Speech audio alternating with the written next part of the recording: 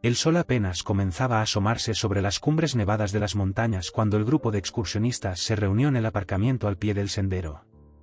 Eran 4, Carla, una amante de la naturaleza con una gran experiencia en caminatas de montaña, Andrés, su novio, un hombre pragmático y algo escéptico, Marta, su mejor amiga, que siempre había querido hacer una gran excursión como esa, y Tomás, un amigo de Andrés, que no tenía demasiada experiencia pero confiaba en su grupo. Habían estado planeando la excursión durante semanas, motivados por una nueva ruta que se había hecho viral en internet.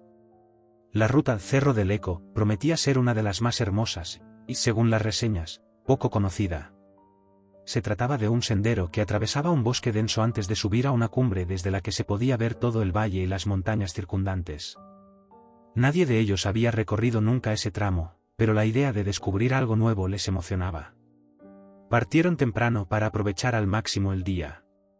La brisa fresca de la mañana y el cielo despejado prometían ser aliados perfectos para una caminata exitosa.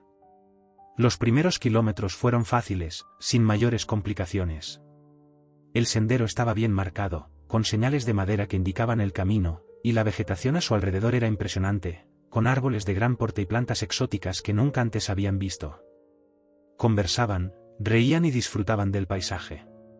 Sin embargo, a medida que avanzaban, algo extraño empezó a ocurrir. El sendero parecía alargarse más de lo que indicaba el mapa oficial. De hecho, en algunos puntos, el camino se bifurcaba sin razón aparente y luego se volvía a juntar. El suelo, que al principio había sido estable, comenzó a volverse resbaladizo por un tipo de musgo que nunca antes habían visto. Debe ser que la ruta tiene más extensión de lo que dijeron, comentó Andrés, revisando el mapa en su teléfono. Carla frunció el ceño, algo inquieta. No es solo eso. El mapa dice que deberíamos haber llegado a un cruce hace un rato, pero no lo hemos visto.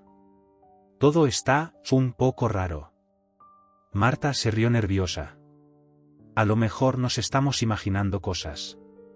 Este tipo de rutas nuevas puede ser difícil de seguir a veces. Pero conforme avanzaban, la sensación de que algo no estaba bien comenzó a calar en todos ellos. El sendero no solo se hacía más largo, sino que parecía que la vegetación se espesaba a medida que caminaban, volviéndose más densa y oscura, como si la montaña los estuviera engullendo. El tiempo, además, parecía no pasar. El sol que antes estaba en lo alto comenzaba a inclinarse, pero no se acercaba el anochecer.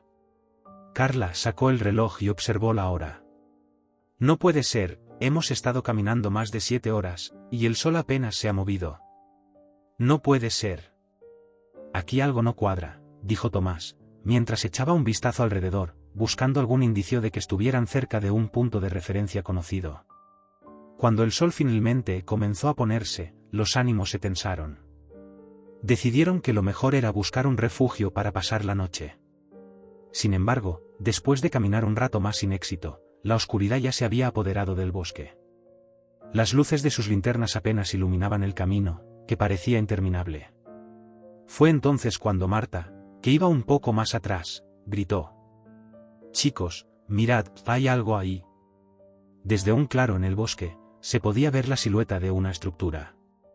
Al principio pensaron que podría ser una ilusión causada por la luz débil, pero a medida que se acercaron, confirmaron que era un refugio rústico de madera, con una chimenea y ventanas en sus paredes.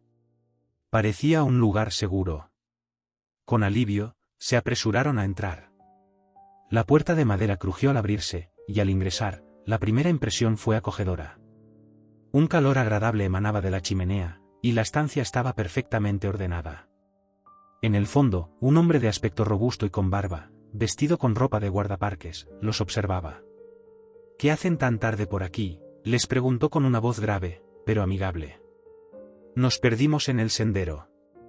Estábamos buscando un lugar donde refugiarnos antes de que oscureciera por completo», respondió Carla, aliviada de haber encontrado ayuda. «Claro, claro. Están en buena suerte. Este refugio está aquí para casos como este. Pueden quedarse a pasar la noche. Yo soy el guardaparques, Lorenzo». El hombre les ofreció agua y les mostró cómo funcionar la estufa de leña. El ambiente era cálido y acogedor, y todos comenzaron a relajarse. A pesar del cansancio, la seguridad de estar dentro de un refugio les permitió disfrutar de una sensación de alivio. Sin embargo, a medida que la noche avanzaba, el comportamiento de Lorenzo empezó a volverse más extraño. Al principio, parecía una persona normal, pero conforme pasaban las horas, se volvió cada vez más taciturno, mirando a cada uno de ellos con una intensidad incómoda. Comenzó a contarles historias sobre las montañas, pero sus relatos se volvieron cada vez más oscuros, hablando de desapariciones inexplicables, de personas que habían sido atraídas por el sendero sin retorno, y de seres que merodeaban en la oscuridad de los bosques. Hay cosas aquí que no entienden, jóvenes. Las montañas tienen sus propios secretos. Hay lugares que no deben ser recorridos. Este sendero, Lorenzo se detuvo, mirando a la puerta como si esperara ver algo. Este sendero, está maldito. ¿De qué hablas?, preguntó Andrés, un poco desconcertado. Lo que pasa aquí no se puede explicar. Algunas rutas cambian con el tiempo. El sendero no es lo que parece. Y hay seres que guían a los incautos, los llevan a un lugar del que nunca regresan. En ese momento, una ráfaga de viento golpeó la puerta, y la chimenea chisporroteó. Todos se quedaron en silencio, incómodos. Solo duerman. Mañana podrán salir. Pero no se adentren más por ese sendero. Les hablo en serio, dijo Lorenzo, ya con un tono más sombrío. Luego se levantó y salió de la habitación, dejándolos en la penumbra. A medida que la noche avanzaba, los murmullos de Lorenzo seguían resonando en sus cabezas. La ansiedad crecía, y aunque intentaron descansar, algo no estaba bien. Los ruidos del bosque parecían cada vez más cercanos, como si algo estuviera rondando alrededor del refugio. A medianoche, Carla se levantó para ir al baño improvisado detrás del refugio. Cuando salió, vio algo que la hizo detenerse en seco. Una figura encapuchada estaba caminando por el bosque, moviéndose de forma extraña, casi flotando. Intentó llamarle, pero la figura desapareció en la oscuridad. Corrió de regreso al refugio, y al entrar, vio algo aún más perturbador. Lorenzo ya no estaba allí. La puerta de su habitación estaba abierta, pero no había señales de él. Chicos, Lorenzo se ha ido. Y acabo de ver a alguien en el bosque, alguien que no debía estar ahí, exclamó Carla, con la respiración acelerada. Andrés corrió hacia la puerta. Vamos a buscarlo. Cuando abrieron la puerta, el frío de la noche los envolvió. La luna llena iluminaba el camino, pero no podían ver nada.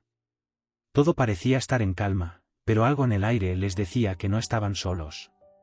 De repente, un grito desgarrador rompió el silencio de la noche.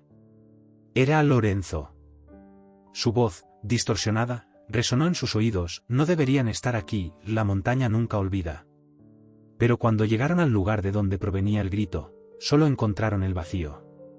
La ruta había desaparecido, y el sendero que antes les había guiado, ahora parecía un laberinto sin salida. Desesperados, intentaron regresar al refugio, pero este también había desaparecido, como si nunca hubiera estado allí. Los árboles parecían cerrarse sobre ellos, y el sendero, ahora un espectro, los llevaba más y más lejos de la civilización. La noche se alargó interminable, y, aunque gritaron y corrieron, nunca pudieron encontrar el camino de regreso. La montaña los había reclamado, como a tantas otras almas perdidas antes que ellos.